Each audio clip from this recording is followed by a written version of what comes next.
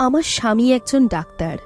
সে আমাকে রোজ রাত্রে একটা ইঞ্জেকশন দেয়, যার ফলে আমার সারাদিনের ক্লান্তি দূর হয়ে যায় আর আমি আরাম করে ঘুমাতে পারি।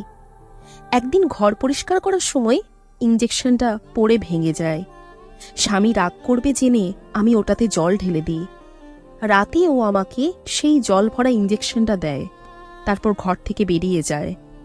আমার ঘুম আসছিল না, তাই আমি তাকে খুঁজতে বাইরে বের হই। তারপর আমি যা দেখলাম সেটা দেখে আমার বুক কেঁপে উঠল, কারণ ওখানে তো আমার বিয়ের এখন 2 সপ্তাহ হয়েছে। আজকাল আমার শরীরে একটা অদ্ভুত যন্ত্রণা শুরু হয়েছে। এই ব্যথাটা আমার রাতের বেলা উদয় হয় আর সকাল হলেই সেটা চলে যায়। সকালে আমার শরীরে কোনো ব্যথা থাকে না। আমি ভাবতে থাকি এটা কিরকম ব্যথা যেটা শুধু রাতেই হয়। প্রথম প্রথম আমি চুপচাপ এই যন্ত্রণাটা সহ্য করে নিচ্ছিলাম, কিন্তু তারপর সময়ের সাথে সাথে ব্যথাটা বাড়তে থাকে। আমার নাম রেশমা, আমার স্বামী একজন ডাক্তার, কিন্তু আমি আমার এই সমস্যার কথা তাকে জানাইনি, কারণ আমি যে পরিবার থেকে এসেছি সেই পরিবারে ডাক্তারদেরকে ভালো চোখে দেখা হয় না। আমার মা বলে যে ডাক্তাররা শুধু ওষুধের নাম করে মানুষদের অনেক রকম কেমিক্যাল খাওয়ায়, যার ফলে তাদের শরীর খুব তাড়াতাড়ি খারাপ হয়ে যায়।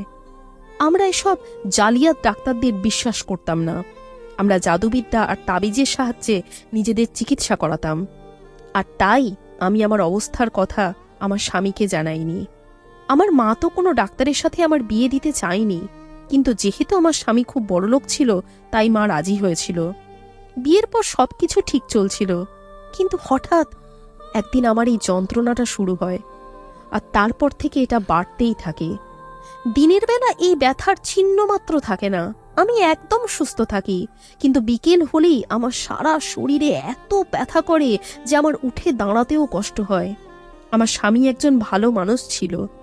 সে আমার খুব খেয়াল রাখত আর আড়াল থেকে আমার উপর নজর রাখত।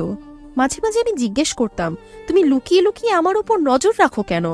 ও বলতো, আমি তোমাকে ভালোবাসি আর আমার ভালোবাসা আমাকে কখনো তোমার উপর থেকে নজর সরাতে দেয় না। আমি যখন তোমার সাথে থাকি না তখনও আমার নজর তোমার উপরে থাকে। এমন একটা স্বামী পেয়ে আমি নিজেকে খুব ভাগ্যবতী মনে করতাম। একদিন আমার স্বামী আমার কাছে আসে আর এমন একটা কথা বলে যেটা শুনে আমার পায়ের তলা থেকে মাটি সরে যায়। সে বলে, আমি জানি রাত্রে তোমার সারা শরীরে খুব ব্যথা করে, তুমি চিন্তা করো না, সব ঠিক হয়ে যাবে। তার এই কথা শুনে আমি চমকে উঠলাম। আমি আমার শরীরের ব্যথার কথা শুধু আমার মাকে জানিয়েছিলাম আর